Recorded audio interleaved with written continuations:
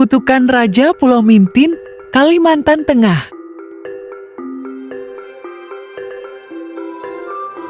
Halo teman-teman, hari ini kita akan menonton cerita tentang Kutukan Raja Pulau Mintin dari Kalimantan Tengah.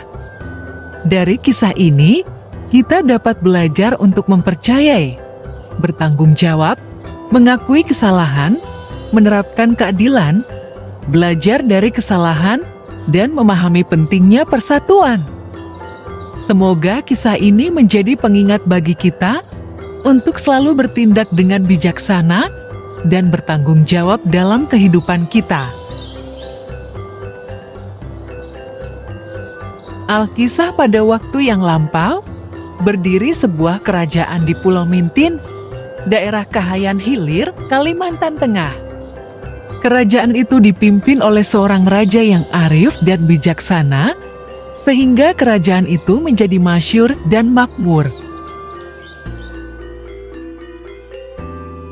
Namun suasana yang sangat menyenangkan, dengan segala kemakmurannya mulai tergoyang ketika sang permaisuri meninggal dunia.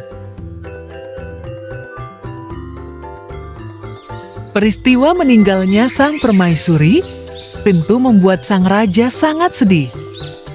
Bahkan kesedihannya selalu terlihat dengan sang raja selalu tampak murung karena masih berkabung. Sang raja tak mampu memimpin kerajaan sebaik seperti sebelumnya. Karena terlalu lama termenung dalam kesedihan, lama-kelamaan kondisi fisik sang raja pun menurun. Demi kesembuhan sang raja, penasihat kerajaan menyarankan agar raja pergi berlayar untuk sementara waktu agar mengobati kesedihannya. Raja pun menyetujui nasihat dari penasihat kerajaan. Dan untuk menjaga keberlanjutan kerajaan titah pemerintahan, dia titipkan kepada kedua anaknya yakni buaya dan naga. Kedua anaknya menyanggupi titah sang raja. Semenjak kepergian sang raja untuk berlayar, kedua putranya mulai menjalankan titah raja. Namun pada saat mereka memimpin, kepemimpinan mereka tidak semulus ayahandanya. Banyak gejolak yang muncul dari mereka berdua. Hal ini disebabkan beda pemikiran dan watak.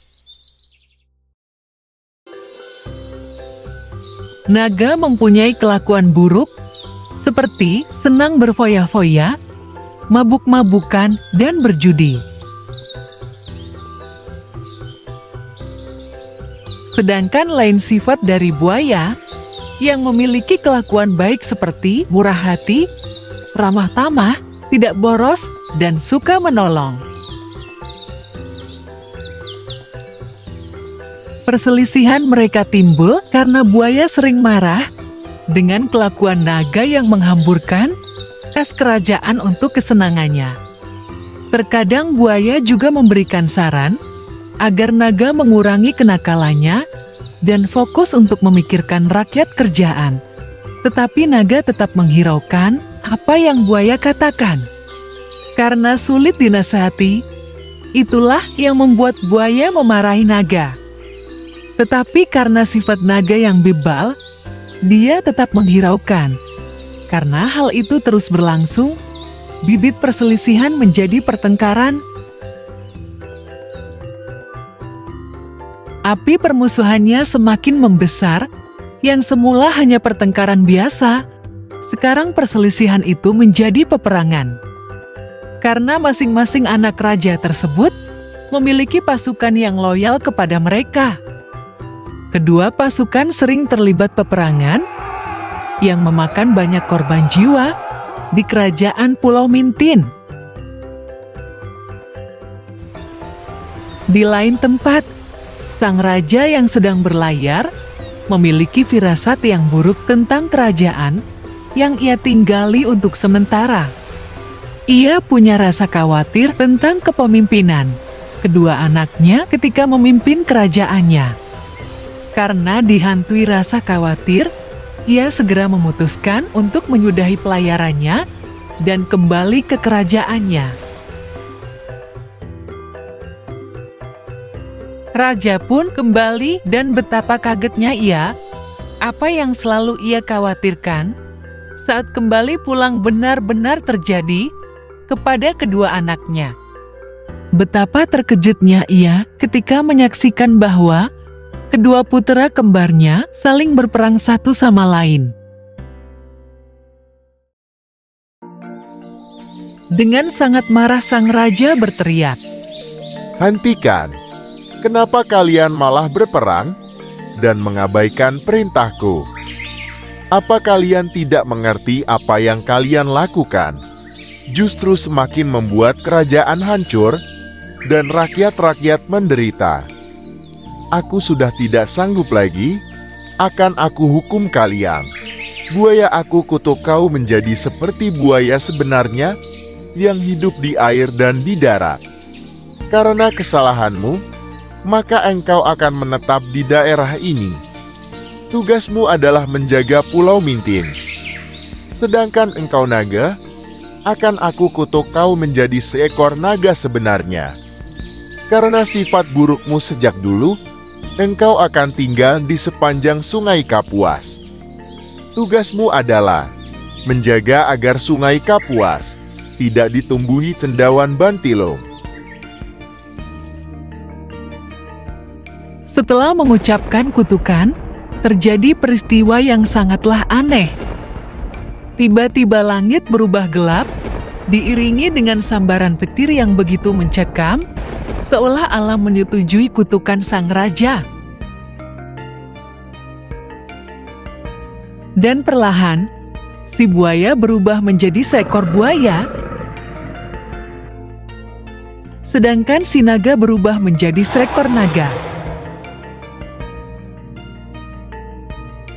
Sang raja menyerahkan tahta kepada kedua anaknya dengan harapan bahwa mereka akan menjaga dan memimpin kerajaan dengan baik. Pesan positifnya adalah pentingnya memiliki kepercayaan kepada orang-orang di sekitar kita dan memberikan tanggung jawab yang sesuai dengan kemampuan mereka. Meskipun terlambat, sang raja menyadari bahwa keputusannya untuk menyerahkan tahta kepada kedua putranya telah membawa konsekuensi yang buruk bagi kerajaan. Ini mengingatkan kita pentingnya untuk memikirkan dampak dari setiap keputusan yang kita buat. Sang raja memberikan hukuman kepada kedua putranya sesuai dengan kesalahan yang mereka lakukan. Ini mengajarkan kita pentingnya adil dalam memberikan hukuman dan bahwa setiap tindakan memiliki konsekuensi. Kutukan yang diberikan oleh sang raja tidak hanya merupakan hukuman, tetapi juga pelajaran bagi kedua putranya. Ini mengajarkan kita bahwa penting untuk belajar dari kesalahan kita dan berusaha untuk menjadi pribadi yang lebih baik. Peperangan antara kedua putra raja menyebabkan penderitaan bagi rakyat dan kerajaan. Ini mengingatkan kita akan pentingnya menjaga persatuan dan kerjasama untuk mencapai tujuan bersama.